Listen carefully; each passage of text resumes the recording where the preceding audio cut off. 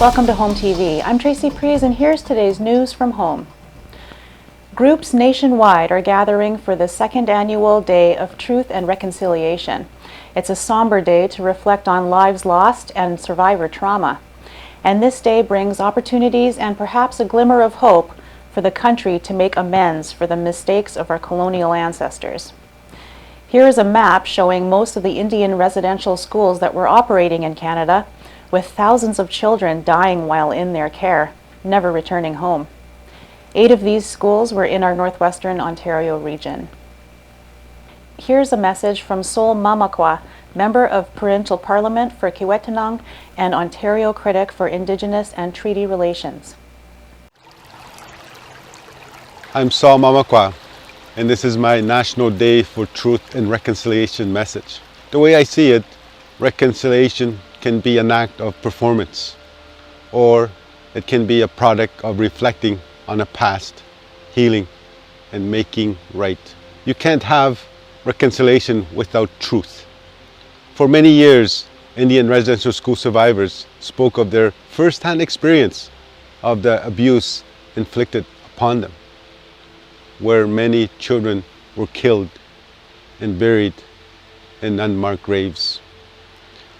The reality is that most Canadians do not accept this as truth. And it wasn't until our children's remains were unearthed by the hundreds and then thousands that the truth could not be ignored. Some praise the Government of Canada and the Catholic Church for publicly admitting the truth of Indian residential schools. But admitting to wrongdoing in the face of undeniable evidence is not reconciliation. Performative acts of apology are not reconciliation. We need to see that all parties are meaningfully reflecting on the past, healing, and making things as right as can be. The Church still refuses to share Indian residential school records, which would help identify the children disposed of in unmarked graves. Canada continues to uphold colonial structures, policies, and practices which oppress Indigenous people and undermine treaty relationships. I cannot overstate the impact colonial oppression continues to have, the intergenerational trauma. Many have devoted their lives to healing and reclaiming their roots where they find strength. Still, others are overcome by the weight of their shared and personal trauma and are still struggling with substance use and survival tactics, which all too often leads to incarceration.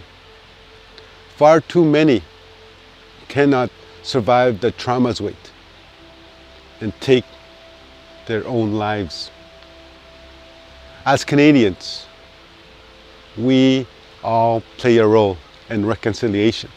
If we can approach people with understanding rather than judgment, break down the structures of oppression, and heal together, reconciliation is possible. There is hope. This is Home TV. I'm Tracy Prees. Have a great day and miigwech.